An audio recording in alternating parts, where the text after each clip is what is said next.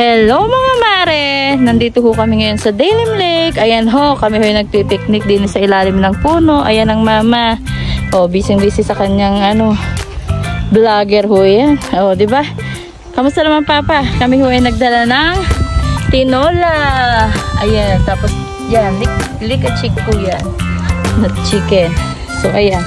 Nagdala din kami ng mga baraha at everything. Mamaya pupunta kami. Kamusta naman ang picnic? Mabuti. Oo, di ba? Ikaw, Papa, kamusta naman? Mama, busy pa po. Ay, nagpiknik na. Nagpiknik na mga mare. O, kami ho ay nagbabaraha na din eh. O, ayan. O, baraha. Ayan mga mare.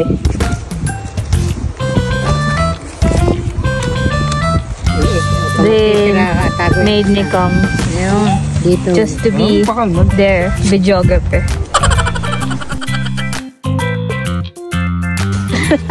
Lalagay ko na sa mga bubul. Parang gusto yan ho. Yan ang Dalim Lake. So ayan. Bawal videohan. Anong bawal videohan? Parang yung pala ng dagat. Oo. May pang-pang. Kaya nga may naliligo kasi talagang ang tubig.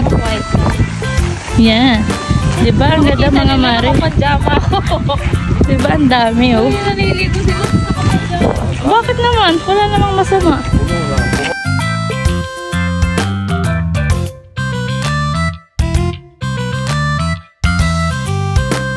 Mga mare, liligo na ho ang papa.